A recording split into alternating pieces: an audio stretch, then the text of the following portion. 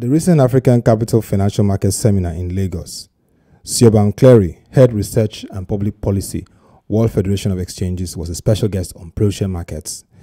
She gave a global perspective to capital markets performance and especially addressed the issue of retail investor participation.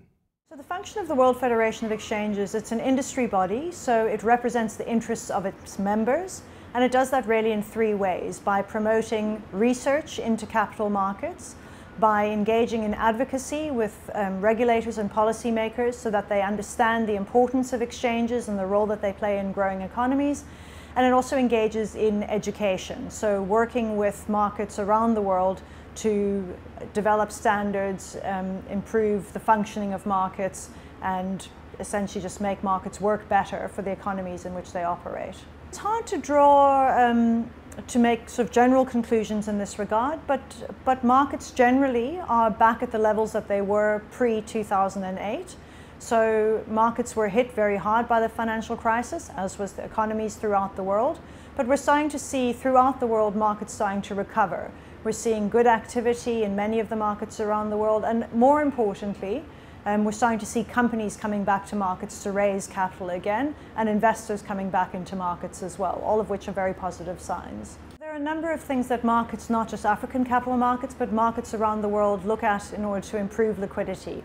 Some of them relate to increasing the pool of investors that are available to invest in markets. So sub-Saharan African markets often are characterized by relatively small investor bases. So increasing the number of participants in your market is one of the things that one can do in order to boost liquidity. There are a number of ways you can do that. You can do that through regional initiatives that connect different marketplaces. You can do that by looking at current restrictions in place that restrict who can participate in the market. You can also look at doing things like increasing foreign participation in the market if the market doesn't currently have foreign participants in the marketplace. What happened in 2008 was that retail investor confidence was severely damaged because I think in some markets people believed that markets only went up, they didn't go down, and they were horrified to discover they went down as well. A lot of people pulled money out of the markets after that.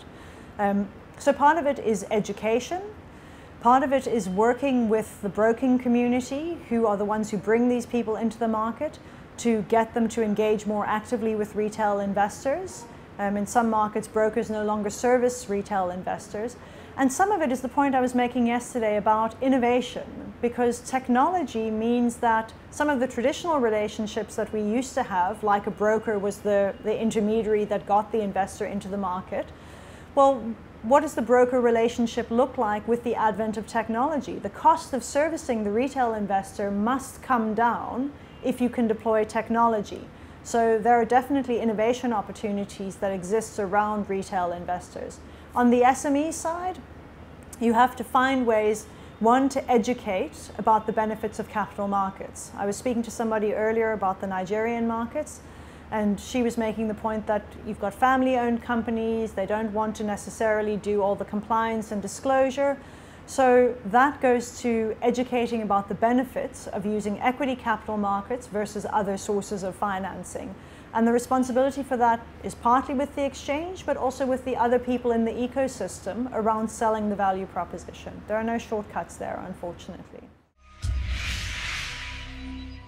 So the distinction between an OTC market as in Nigeria and, for example, an exchange in another jurisdiction is often a regulatory distinction. Because my understanding of, for example, the bond offering in Nigeria is that it has many of the features of what we would call traditionally an exchange. So our perspective is regulated markets, which we call exchanges, have an important role to play within a financing ecosystem. There are undoubtedly other intermediaries that play important roles as well, but obviously as the World Federation of Exchanges, we have a particular view on exchanges as being significant because of the regulatory framework they provide that brings a higher level, we hope, of investor confidence and confidence by the issuers into those markets as well. Market performance should be a reflection of the underlying economy. One of the things we've seen post-financial crisis is that economies are much more tightly correlated now than they were perhaps pre-crisis. And in fact, asset classes are more tightly correlated than they were pre-crisis as well. So what we're seeing at the moment, towards the end of last year, we saw a big withdrawal from emerging markets generally. And then within emerging markets, you had specific issues that drove markets down. So I'd be interested to know who are the worst performing markets in your survey. Yesterday, the point is that as exchanges, you can't change the operating environment. You can work with government, etc., to try and make the environment as suitable as possible, but you can't change the global environment, and you can't change the economics of the environment you're operating in. What the exchange can do, however, is make sure that its ecosystem and its infrastructure is set up to cope appropriately with what's happening in the economy. That it is placed to continue to attract investors, that when companies are ready to come to market again, the exchange is able to bring them to market with the appropriate regulatory framework, that the trading technology works given the size and scale of the market, that foreign investors who want to participate in the market understand the market, know what's going on there, trust the figures that are coming out of the market. That's what the exchange can manage within its environment.